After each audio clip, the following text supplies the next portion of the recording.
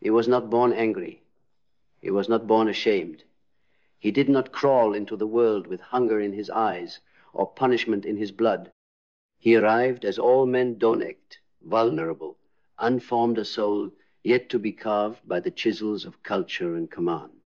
But from the first breath he took, the world whispered a lie into his ear: be less of yourself, or you will never be loved. And so begins the tragedy of the modern man. A creature built for conquest, called dangerous for wanting, a being forged in the furnace of instinct and fire, told to apologize for the very nature that makes him whole. His desire, untamed, animalistic is not a sin.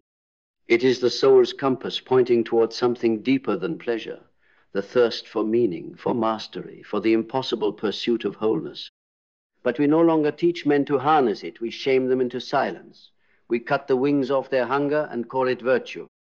Desire is not the enemy of man. It is the echo of his potential, the proof that he was born for something more.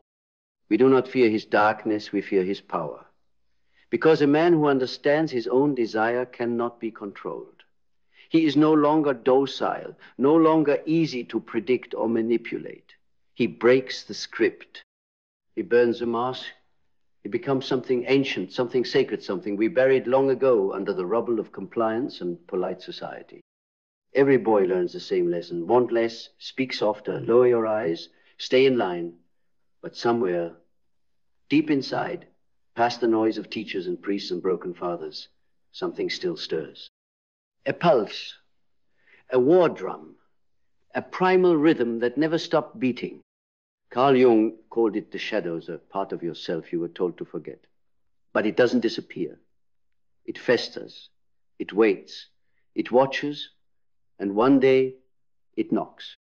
Not with violence, but with clarity. It says, you are not who you pretend to be, because every man wears a mask, a smile that lies, a posture that hides, a name he didn't choose. And that mask becomes so familiar, so expected, he forgets he was ever anything else. But the psyche remembers, the bones remember, the blood remembers. And the desire, it never forgets. It leaks out in strange ways. Addiction, restlessness, rage, a hunger for women that feels less like love and more like war.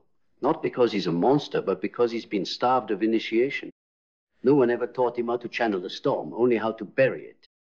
And so he numbs. Porn, pills, performances, promotions. All chasing a ghost of fulfillment that never arrives, because the real treasure was never external. Desire was never about sex or status. It was about becoming the kind of man who no longer needs either. But that path is brutal, because it demands you confront every illusion that made you weak, every comfort that turned into a cage, every belief that kept you obedient when you should have roared. Jung said, until you make the unconscious conscious, it will direct your life and you will call it fate. So let's rip the veil.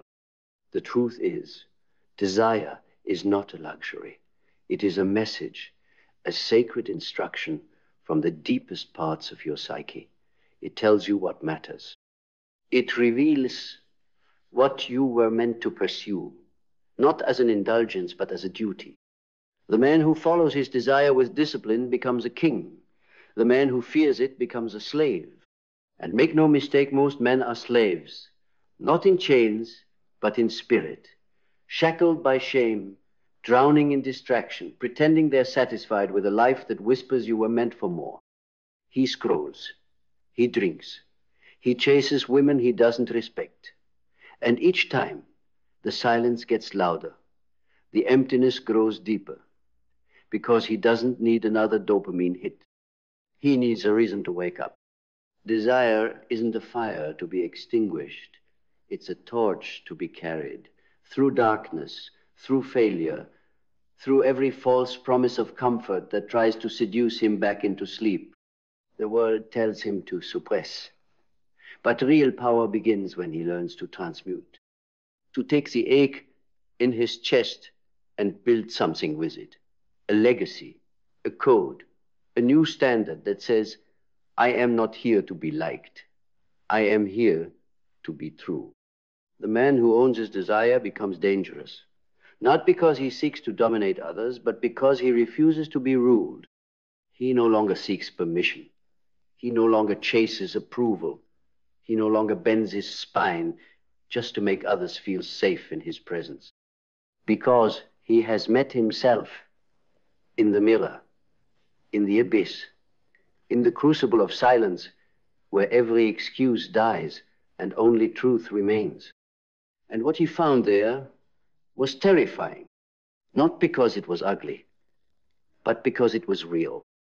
A man with clarity is a threat. A man who knows what he wants cannot be bribed with distraction or paralyzed by fear. He becomes sovereign, a world unto himself. And that is why society fears him, because he cannot be seduced. He cannot be sold. He cannot be molded into something convenient. His desire has awakened him. And the moment a man wakes up, the old world burns. Not with flames or riots, but with indifference, with a quiet refusal to play along, a stillness so unnerving that even the architects of his cage begin to tremble, because the awakened man doesn't protest. He doesn't beg. He simply walks away. He leaves the systems that feed on his time. He steps out of the scripts that demand he apologize for wanting. He stops performing for a world that never had his best interest in mind.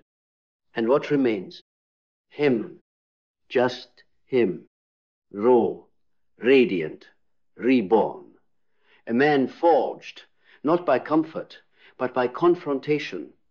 The kind of man who no longer needs to be explained because his presence speaks louder than any words. The kind of man you feel before he even enters the room. He no longer seeks the approval of women, because he has become the kind of man women crave, not because of charm or wealth or tactics, but because he is whole. And the whole man is magnetic. He does not chase love. He is love. Weaponized, disciplined, deep. His desire no longer takes from the world. It gives, it leads, it elevates. But that transformation didn't come from books or podcasts. It came from pain. From the brutal honesty of looking at his own life and realizing, this is not who I am. Desire was the spark. Discipline was the fire. And purpose was the forge. Because when a man aligns his desire with his purpose, he becomes unstoppable, no longer divided, no longer chasing ghosts. Every movement becomes meaningful. Every breath becomes sacred. He wakes with direction. He speaks with precision. He acts with conviction. He no longer doubts. He no longer hesitates, because he knows this path is not just for him. It is for every man who was never taught to want without guilt. The boy inside him, the one who was told to sit still, to behave, to lower his voice, finally gets to breathe. Because now he's not just chasing pleasure. He's protecting vision. The vision of the man he was always meant to be. And that man is dangerous, because he's not seduced by trends. He's not addicted to praise. He's not loyal to systems that feed on his weakness. He is loyal to truth, his own, forged in silence, refined in solitude. He has become sovereign. And sovereignty is not just freedom from others, it is freedom from yourself, from the compulsions, from the lies, from the voice that says, you can't. That voice still speaks, but now it trembles, because it knows the man it once controlled is gone. In his place stands something rare, something feared, something holy. A man who has integrated his desire, not suppressed it, not worshipped it, integrated it. He knows what he wants, and he will not settle for less. Not because he's entitled, but because he understands that when he betrays his own desire, he becomes hollow, numb, silent. And that silence is death. Not the kind that buries your body, the kind that buries your soul. So he refuses. He stands tall. He walks forward, not because the path is easy, but because it's the only one that doesn't lead to regret. He doesn't run from the fire. He becomes it. The fire of clarity, of action, of purpose. He does not wait for permission to live a life that sets him ablaze. He builds it with scars, with setbacks, with sleepless nights and shattered illusions. Because the truth is, becoming this man is not glamorous. It is violent. Not against others, but against every false identity that kept him small. He must murder the coward, dismantle the victim, exile the addict, not with shame, but with understanding. Because each of those shadows was once a survival mechanism, a way to cope, a way to belong. But now they are chains, and he has outgrown them. Desire was never the enemy. The enemy was confusion, the fog, the static, the life designed to keep him distracted. But when the fog clears, when the noise fades, what remains is terrifying and liberating all at once. He was always enough. Not because he's perfect, but because he's honest. Honest about what he wants, honest about what he fears, honest about what he will no longer tolerate.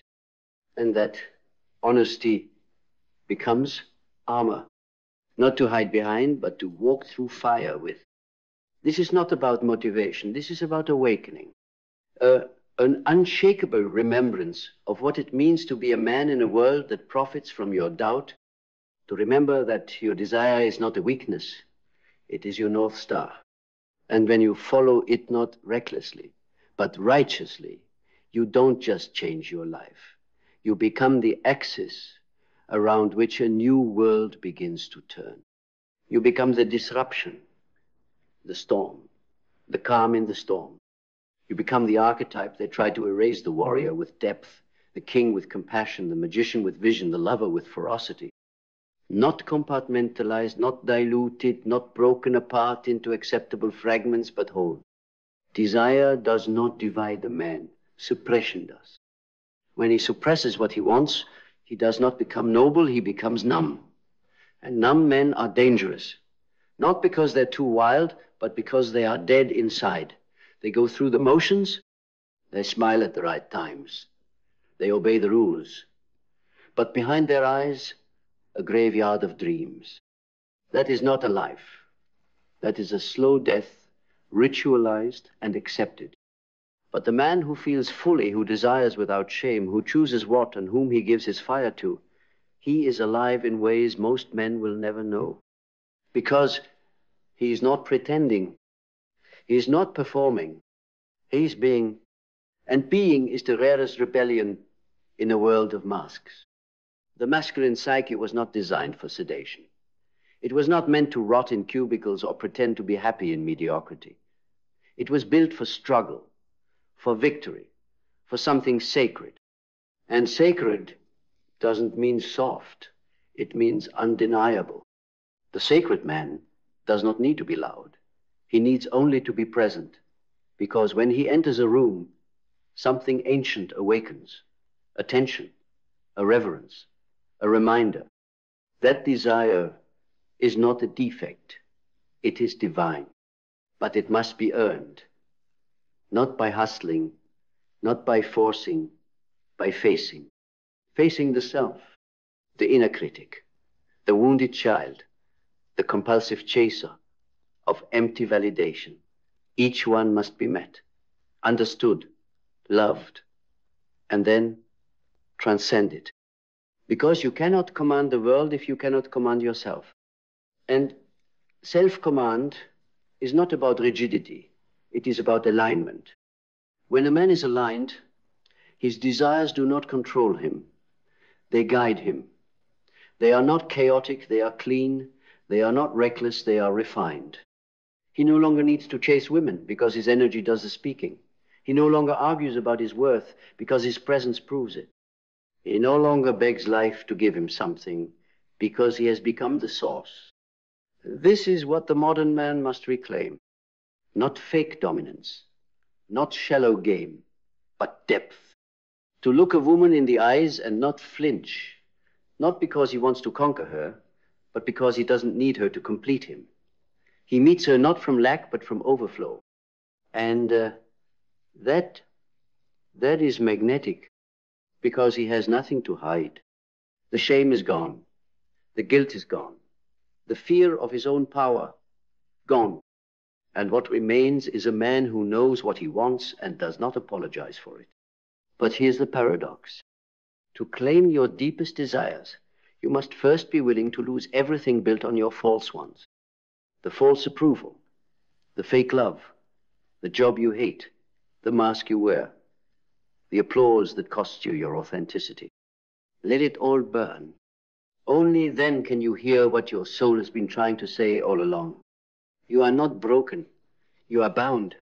Bound by expectations you never agreed to, by beliefs that were never yours, by roles you inherited, not created. Break them. That is the beginning of initiation, not into manhood as the world defines it, but into authenticity. They return to the man you were before they told you who to be. Not a copy, not a brand, a force of will, of love, of clarity. A man who builds not from fear of insignificance, but from intimacy with his own potential. This is what desire has always been trying to show you, not what to chase, but who to become. Because desire is not outside of you. It is the mirror. It reflects where you are not free. It shows you where you are still settling. It dares you to want more, not because you're greedy, but because you are finally ready to receive. And receiving is not passive. It is an act of courage. Because when you finally say, I want this, the world will test you. It will ask, are you sure? Are you willing to lose everything fake to gain something real? Are you ready to stop performing and start living? And the answer will determine the trajectory of your entire life. So decide, not with logic, not with fear, but with fire. Let your desire speak not the shallow one, not the addicted one, but the sacred one. The desire to become the man whose very breath is a rebellion against mediocrity. The man who no longer asks, what do they want from me? But what does the truth demand of me? And then, be it. Be it even when no one is watching. Be it when your knees shake and your voice trembles. Be it when every cell in your body screams for the comfort of old habits. Be it when the world turns its back, when lovers leave, when mentors fall silent. Be it when you are alone, naked, and unsure. Because that is when the true man emerges not in glory, not in applause, but in silence. In the silence where everything that isn't real begins to die. And from that death, something immortal is born. You, not the image, not the projection, not the armor you wear in public, but the core, the unfiltered truth, the sacred flame that can never be extinguishedly forgotten. You do not need to discover your desire. You are desire, embodied, alive, pulsing with a tension between what is and what could be. And the moment you stop apologizing for it, the game changes. You don't just play harder, you play differently. You stop seeking shortcuts, because now the path itself is sacred. You stop tolerating shallow conversations, because now your soul demands depth. You stop wasting time, because now you understand that time is life, and you are done sacrificing your life for anything that doesn't set your blood on fire. You become selective, not arrogant, intentional.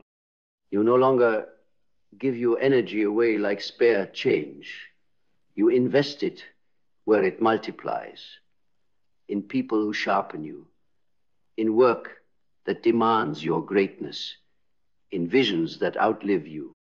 This is the evolution of desire, from pleasure to principle, At first, desire is primal, then it becomes personal, but eventually it becomes spiritual. You begin to understand that your desire is not just for women or wealth or power, it is for alignment with the man you were born to be. And when that alignment happens, you become a portal, a man who transmits presence, a man who carries calm into chaos, a man who leads not with dominance but with gravity. Because when your desire is clean, when it is untangled from shame and control and trauma, you become a mirror, and the world can't look away. It senses something ancient in you, something lost, something it didn't know it was starving for until it met you. That is not charisma. That is clarity. And clarity is rare, because clarity requires the death of delusion. You must die to the idea of who you thought you were supposed to be. You must let go of the masks that made others comfortable but kept you asleep. You must be willing to disappoint everyone who prefers the fake version of you just to finally look yourself in the eyes without flinching. And when you do, you rise, not above others, but above who you were yesterday. You begin to crave challenge, not ease, integrity, not comfort, depth, not distraction. You choose to suffer for something instead of suffering through everything. That is the man who becomes unstoppable because he has nothing to prove. He's no longer seeking approval. He's expressing alignment, and that alignment creates movement. He becomes the storm and the stillness, the fire and the ground. He is not confused about what he wants, and therefore he is not confused about who he is. He acts with immediacy. He speaks with precision. He loves with intensity. He leaves when he must. He burns what no longer serves. He builds what the world forgot. And in doing so, he gives every man around him permission to return to themselves. That is leadership. Not telling others what to do, but becoming the man they remember themselves through. The man who reminds you of what you are capable of, what you are worthy of, what you are here for. You are not here to perform. You are not here to survive. You are not here to conform. You are here to ignite, to take your desire not as a drug, but as a direction, to master it, to embody it, to live it so fully that every room you walk into becomes more honest just because you're in it. You are not too much. You are not broken. You are not lost. You are simply unfinished. So, finish the work, not for applause, for liberation. And when you down, you finally become the man your soul has been calling you to become since the day you were born. You will not need to speak loudly, because your life will roar for you. So now, you stand at the edge, not of the world, but of yourself.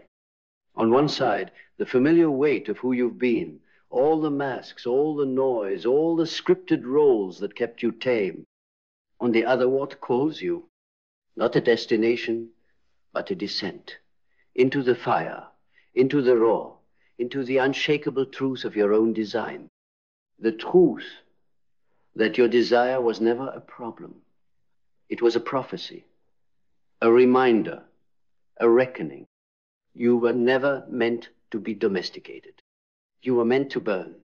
Burn with purpose. Burn with vision. Burn with such furious alignment that every breath you take becomes a message to the men still asleep. This is what it looks like to return to yourself. Not the self they built for you, but the one you were before the world tamed you. You do not owe them your silence. You do not owe them your obedience. You owe yourself, your life, so reclaim it. Reclaim it from the numbness, from the distractions, from the shadowed corners where your truest self was buried under expectations you never agreed to. Become the man who is no longer afraid to want deeply, to speak sharply, to move like his existence is sacred. Because it is. You are not here to repeat what's been done. You are here to awaken what's been forgotten. And if you ever doubt the path, if the fear creeps in, or the solitude cuts deep, remember this. The man who burns with his own desire does not die with regrets. He dies free. And until that day comes, he lives like a god in human form, not to dominate, but to illuminate what's possible when one man dares to want without shame and live without fear.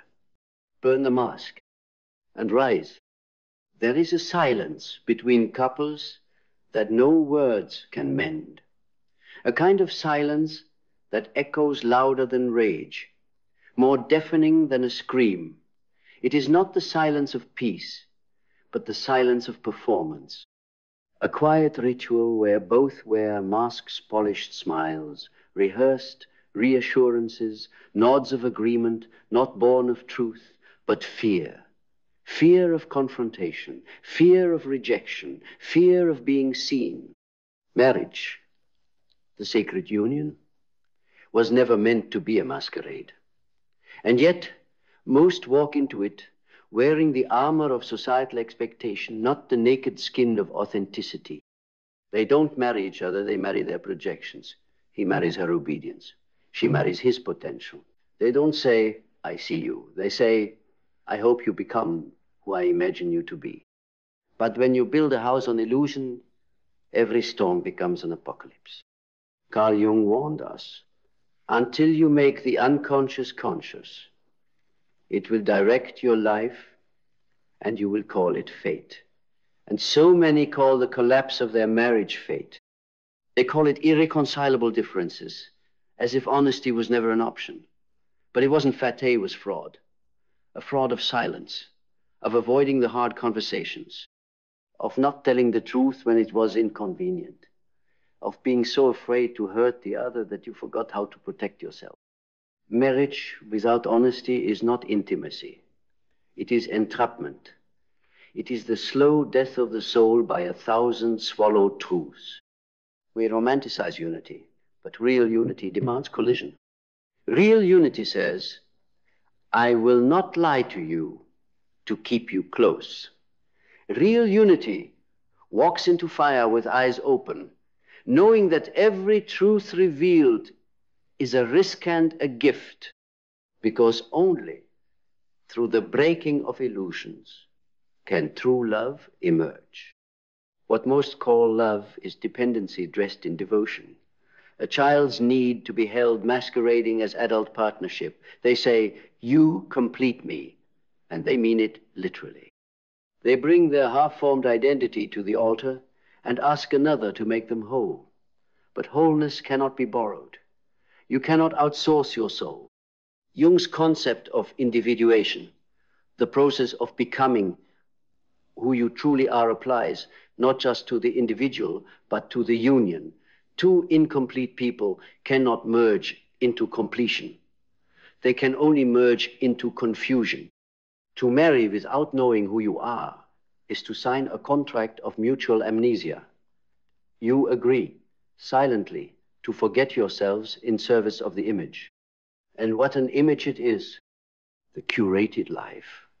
The couple that looks perfect in photos, that nods in social settings, that laughs at parties with strangers while dying in private.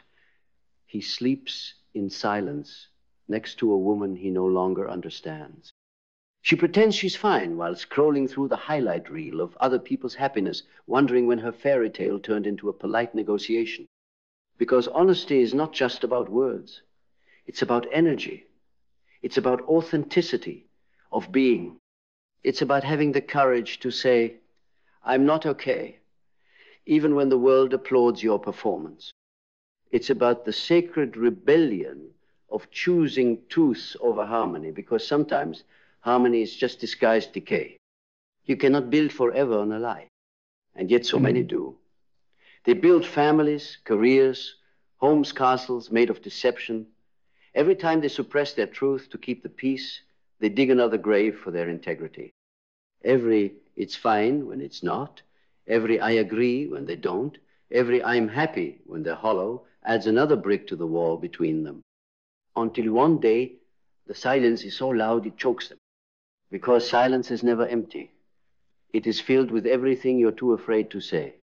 And so, marriages end.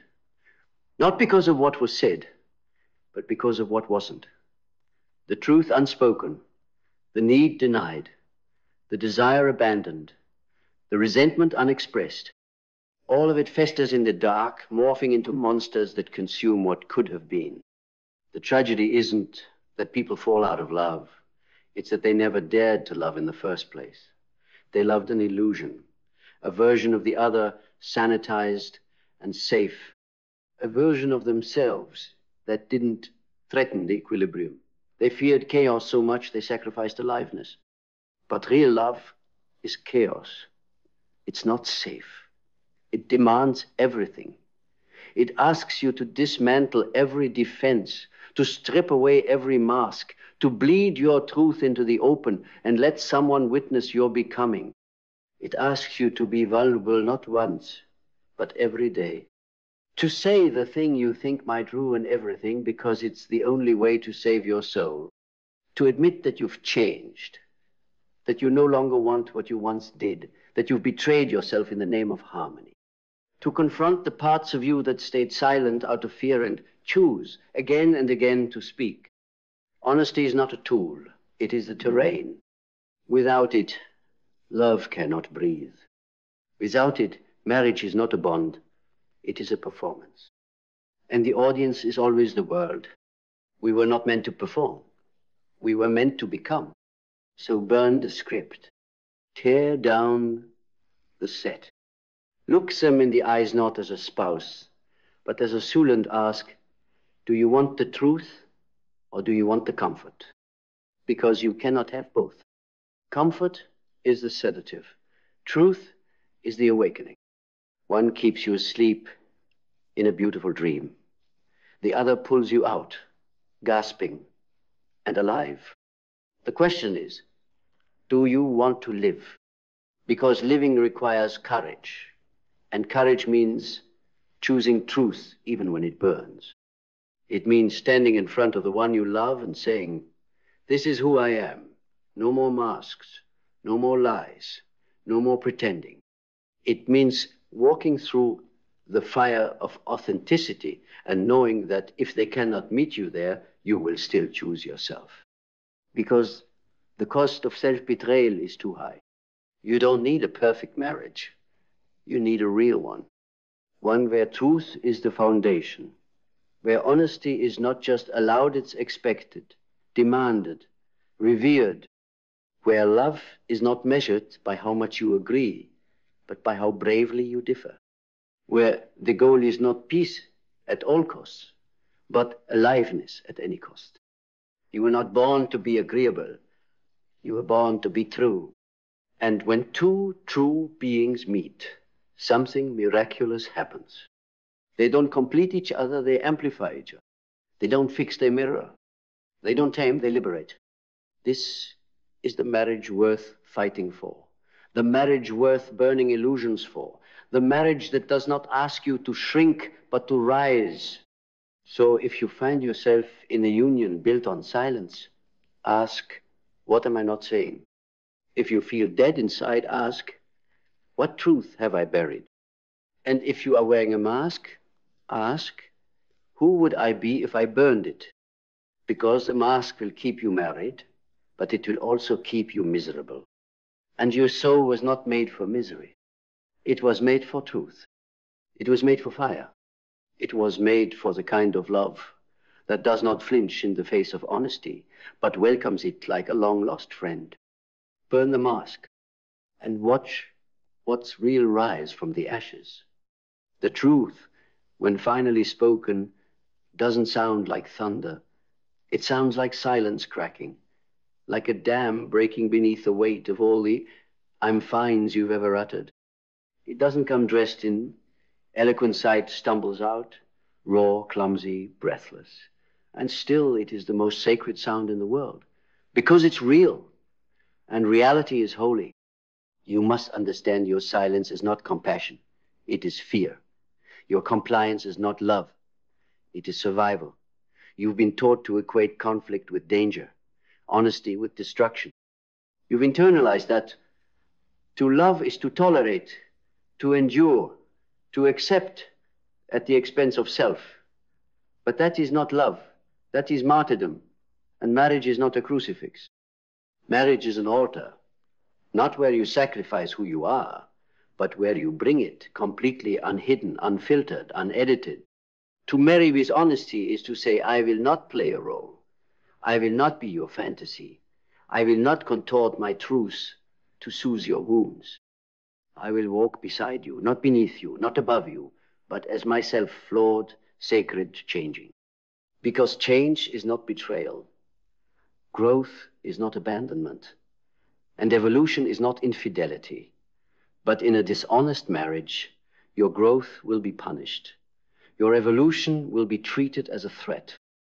Your truth will be weaponized against you. Because anything that challenges the illusion becomes the enemy.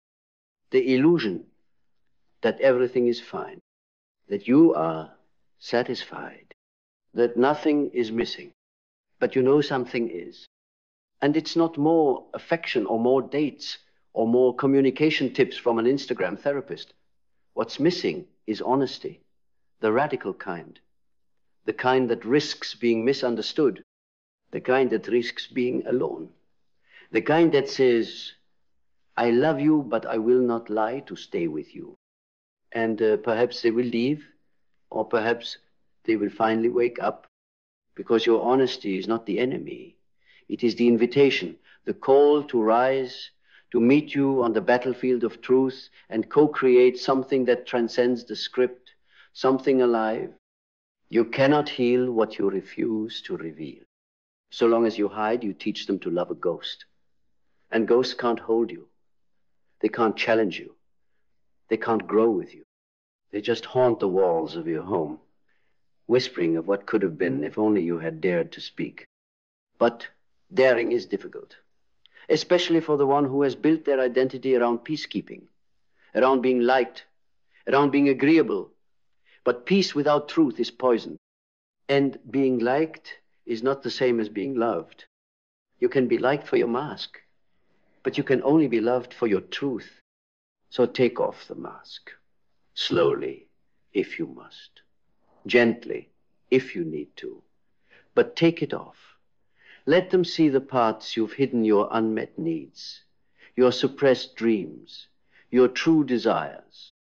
Let them see the fire in your belly, the ache in your chest, the questions that keep you up at night. Let them see your humanity. Because if they cannot love you there, they do not love you at all. They love the idea of you, the version of you that never disrupts, never demands, never dares. But that version is dying, starved, suffocating, beneath the weight of pretending. You deserve more, and so do they. Honesty is not cruelty. It is clarity. It is the gift of no longer navigating a maze of assumptions and unspoken resentment. It is a breath of fresh air in a house grown stale with years of unspoken tension. Clarity will either deepen your love or dissolve your illusion. Both are blessings, because you were not meant to rot in a comfortable lie. You were meant to burn through it and rise in the aftermath, reborn. And yes, it will hurt. The truth always does. Like the sun after years in the dark. Like waking from a dream where everything made sense. But pain is not the enemy. Avoidance is. Avoidance builds prisons. Pain breaks them. You may find that honesty ends the marriage. Or you may find that it finally begins it. Either way, you win. Because truth is never a loss. What is a loss is living your one wild and sacred life in a cage of politeness and pretense. You do not owe anyone your silence. You owe yourself your voice. You do not owe the relationship your mask. You owe the world you're becoming. And sometimes the most loving thing you can do for another is tell them the truth they don't want to hear, so they too can stop pretending, so they can stop clinging to the dream and start facing the real. Because maybe they're waiting too, waiting for someone to break the spell, to crack the porcelain smile, to scream through the silence and say, this isn't working. Not like this. Not without truth. And that scream is not the end. It's the beginning. The beginning of a marriage where no part of you is banished to the basement of what's convenient. The beginning of a union where every feeling is welcomed, every truth is honored, every change is met with curiosity, not control. A marriage where you don't have to dim your light to stay in love, where you don't have to bend your will to avoid a fight, where you don't have to betray yourself to keep someone close. That kind of marriage is rare because it requires two warriors, not soldiers trained to obey, but warriors trained to speak, to listen, to face the mirror and not flinch, to hold the grief of past lies and build, brick by brick, something worthy of their souls. So be that warrior. Speak, not because you're angry, not because you want to punish, but because you want to live. You want to be known. You want love that doesn't just tolerate who you are, but reveres it. And if that costs you the relationship, so be it. Because the only thing more tragic than a failed marriage is a life unlived, a soul unseen, a truth unsaid. Let them leave if they must, but never leave yourself again. Because when you leave yourself, you become a stranger in your own story. You walk through your days like a ghost in someone else's home, smiling, nodding, fulfilling the role. But inside, a storm rages. A storm of unlived truths, of desires denied, of dreams abandoned at the altar of domestic peace. That is not love. That is surrender. Not the sacred kind, but the kind that erodes your soul day by day until you forget what it even felt like to be alive. Do not call it loyalty when it is fear. Do not call it compromise when it is erasure. To stay silent so another feels safe is not noble. It is self-abandonment in slow motion. And there is no medal for dying quietly. This is not about blame. This is about awakening. Because most are not malicious. They do not seek to harm you. They simply learn it just as you did that love means avoiding conflict, that truth is too dangerous, that peace is preserved through silence. But peace bought through silence is built on debt, and that debt is paid in resentment. Resentment, the silent killer of every sacred union. It doesn't arrive with fury. It seeps, it simmers. It shows up in the turn back, the avoided eye contact, the it's nothing that hides everything. It is the bitterness of 1,000 swallowed truths. And eventually, it spills in sharp words, in cold distance, in betrayal masked as escape, all because you didn't speak when the truth was still small enough to hold gently. You must understand, honesty is not the storm. Honesty is the lighthouse in the storm. It is the only thing that can guide you back to shore when everything else is breaking. Yes, it will shake the foundation. But if your love cannot withstand truth, it was never real. It was a performance held up by fear. The world taught you to fear your truth, to polish your rough edges, to be agreeable, adaptable, pleasant, especially in partnership, especially in marriage. But Jung reminds us, the privilege of a lifetime is to become who you truly are. Not who they expect, not who they prefer, who you are. And becoming who you are is not an individual act. It is a relational revolution. Because when you show up as yourself, everything changes. The dynamics shift. The power games dissolve. The masks drop. You say, this is me.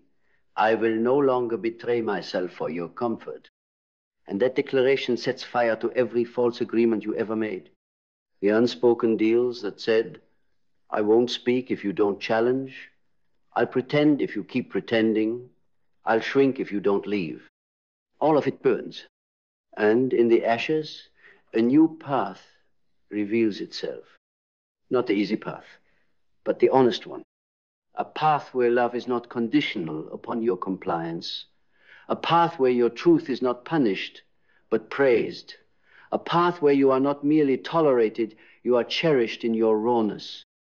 That is the only path worth walking. Because what is marriage if not the container for your full becoming? Not a cage to keep you predictable, but a crucible to refine your truth. Not a transaction of duties, but a dance of evolutions. And evolution demands honesty, brutal, holy honesty. The kind that makes you tremble before you speak. The kind that leaves you breathless afterward. The kind that changes everything. So many marriages fail, not because people fall out of love, but because they never fell in love with the truth. They fell in love with the dream, the fantasy, the idea. But dreams, no matter how beautiful, cannot hold you in the night. Only truth can. Only the hand that knows your soul, not your mask, can meet you in your darkness and say, I'm still here. Not for who you pretend to be, for who you are. And that kind of love, that love is rare. Not because it doesn't exist, but because most are too afraid to demand it. Too afraid to risk loneliness. Too afraid to walk away from comfort. But comfort is not connection. Comfort is what you settle for when you've stopped believing in magic. But magic exists. It exists in the pause after a hard truth, when they look at you not with rejection but reverence. It exists in the trembling hands that reach for each other after the silence breaks. It exists in the fierce, feral devotion that grows when you both stop pretending. That's the love you were born for. The love that expands you. That doesn't ask you to be less, but more. That doesn't just survive. Time it deepens through it. But it can only begin when the mask ends. So what are you hiding? What truth have you been choking on? What would you say if you weren't afraid? Say it. Not later. Not tomorrow. Now. Because life is short, and silence is long, and your soul is waiting. And if they leave, let them. Better an honest ending than a lifetime of pretending. Because your truth will not kill love. It will kill illusion. And illusion is not love. It is the counterfeit that passes for love when we are too afraid to demand the real thing. So demand it, be it. And if they stay, you'll know. You know that they are not in love with the mask. They are in love with you. Finally, truly, fiercely, and that is the only love worth fighting for. So burn the mask. Burn it with every unsaid truth lodged in your throat, with every night spent lying beside someone you can no longer reach, with every yes that betrayed a screaming no inside your soul. Burn it, because you were not born to live someone else's life. You were not born to be a whole. You were born to be real, to love with the raw, unfiltered truth of your being, to speak words that slice through illusion, to look into another's eyes and declare, I am here, not to please, but to be seen. You were born to be known, not the polished version, not the agreeable facade, but the wild, trembling, radiant part of you that you've hidden because you feared it couldn't be loved. But that part, that is the only part worthy of love. And if love cannot embrace your truth, then you haven't lost love. You've escaped a prison. Truth does not destroy what is real. It only destroys the illusion. Let it. Because only when illusion collapses can real love begin, not weighed down by expectation, performance, or self-abandonment. And if you now stand among the ashes of what you thought was forever, look again. Ashes are not the end. They are soil. And in that soil, if you're brave enough to plant your truth, what grows will not be another polished compromise dressed as love. It will be a life. Your life, untamed, uncompromised, unapologetic. A life that no longer bows to the world's conditioning. A life that no longer dims for harmony. A life no longer shackled by vows, built on pretending. Only you, fully you, undeniably you. Let the world see you before it convinces you to hide again. Love with presence, not performance. And if someone can stand in the fire of your truth, where your wounds and your wildness live side by side and still say, I'm not leaving, then you'll know. You're not acting anymore. You're alive in a love that doesn't need masks to survive. And that is the only love that was ever real.